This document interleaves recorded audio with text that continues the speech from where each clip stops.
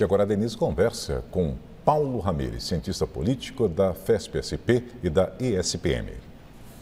Vamos falar das movimentações políticas com foco nas eleições já de 2026. Paulo Ramires, boa noite. Boa noite, muito obrigado pelo convite. Bom, eu falo dessas movimentações todas porque a gente já vê até o presidente Lula tomando cuidado em algumas situações para ver qual que é a repercussão que isso possa ter. A COP é uma vitrine importante, o Brasil é protagonista, vai ser o foco das atenções, tem várias propostas. Agora nós vimos aí nas últimas semanas ganhar força o tema segurança. E Lula, de início, foi muito cauteloso, ele não seguiu aquela postura que seria tradicional de esquerda, de condenar a operação no Rio de Janeiro, mas não deixou de falar em massacre. E algumas pesquisas internas mostram que houve uma piora, de novo, da popularidade dele, que vinha subindo por conta disso, só que também tem informações de que agora começa a ser revisto o resultado obtido pela operação. Como é que você acha que isso pode ficar? Bom, primeiro que essa operação foi feita 2, 3 dias depois do Lula ter feito uma fala um tanto infeliz, dizendo que os traficantes são vítimas dos consumidores. E ninguém entendeu porque ele falou isso. Exato, E além do mais, o Lula vinha crescendo nas pesquisas, venceu a disputa do tarifaço em relação à narrativa da direita, o Trump se encontrou com ele, a questão da PEC da blindagem foi um fracasso para a direita, assim como também da anistia. Então isso fez com que o Lula subisse nas pesquisas de popularidade. E aí a operação do Castro no Rio de Janeiro atingiu exatamente o calcanhar de Aquiles do PT, que é a segurança pública. E deu muita notoriedade ao governador, que era pouco conhecido no Brasil. Algumas pesquisas indicaram que a população é favorável. E o Lula, de fato, teve uma queda assim, do foco, tanto da população quanto também da mídia. Toda a centralidade da mídia esteve direcionada para o Rio de Janeiro e para o governador. E agora o Lula tenta mudar um pouco esse perfil. Na segunda-feira a gente teve uma operação na Bahia em que não houve nenhuma morte, investigando o tráfico de drogas, lavagem de dinheiro. Só que é uma narrativa muito difícil, considerando que a população apoia atitudes espetacularizadas e ao mesmo tempo violentas com derramamento de sangue.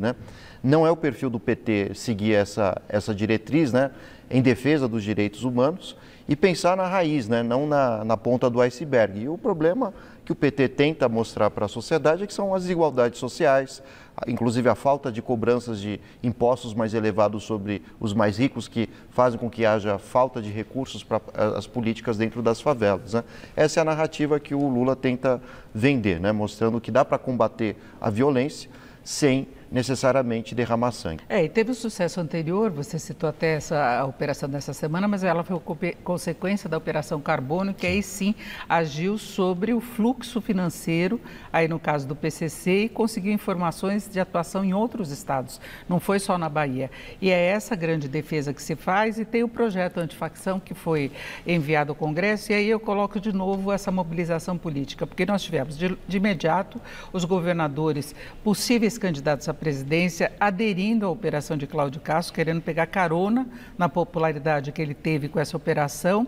O governo mandou o Lewandowski, que é ministro da Justiça, para tentar colaborar no que fosse possível e estabelecer um escritório para dar andamento à situação, mas acelerou aquele projeto antifacção. Ao mesmo tempo, a oposição quer classificar as facções como terroristas, o que abre um espaço para interferência externa e, além disso, acabaria jogando a responsabilidade das investigações na Polícia Federal mesmo, que é atitudes terroristas. Não seria mais comando estadual sobre isso?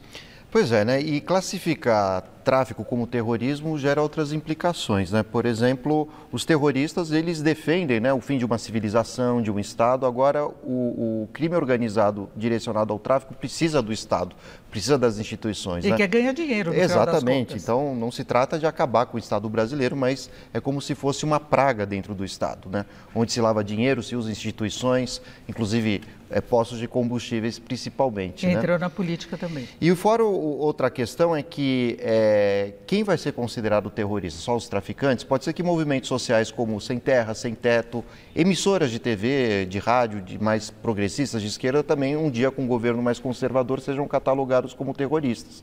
Então isso pode criar uma caça às bruxas totalmente desnecessárias.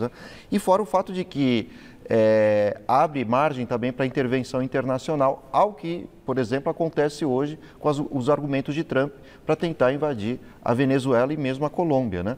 Com o argumento de que são traficantes de drogas ligados aos governos. Agora, Paulo, você falava dos avanços que o governo obteve no Congresso, primeiro porque os congressistas tentaram passar a PEC da blindagem, foi um fiasco, as manifestações na rua pegaram, inclusive, quem não era apenas de esquerda, de centro-esquerda, foi uma indignação da sociedade mesmo, acabou garantindo, ajudando na aprovação do IR, da isenção maior de imposto de renda, que é um trunfo importante para o governo no ano que vem. Em relação à segurança, você acha que tem um jogo de forças equilibrado? Eu queria lembrar que foi esquecido aquele projeto da mudança de pena, que seria de anistia, depois de dosimetria. Ninguém mais fala disso. Exatamente, e fez com que o próprio grupo de direita mudasse a pauta, né? Sendo derrotada nas anteriores, né? Junto à opinião pública, redes sociais, comentaristas de jornais também. O que restava era a base central ali do bolsonarismo, que é a questão da segurança pública e um combate mais violento, né? E exatamente no momento também que o Lula surfava a melhor onda do seu governo, né? Com índices de popularidade crescentes, pesquisas mostrando que ele é o virtual vencedor, né, da eleição do próximo ano. E no dia seguinte, ou nos dias seguintes, criou-se, né, o consórcio da paz entre os governadores pretensos candidatos à presidência. E a tentativa, como eu disse, é atingir o calcanhar de Aquiles do governo Lula, aliás, geralmente da esquerda, né, que é o combate ao crime organizado, né, que tem muitas dificuldades. A gente não tem exemplos nos estados de governadores de esquerda que tenham tido uma eficácia absoluta no combate. E aí você tem que rever a posição em relação a isso, né? Exatamente, né? Agora, o ideal é que a gente tenha oposição em situação negociando, né, um programa federal, junto com os estados e também municípios, por que não? Até delegando mais poder às guardas municipais, né, para investigação, prisões em relação ao tráfico.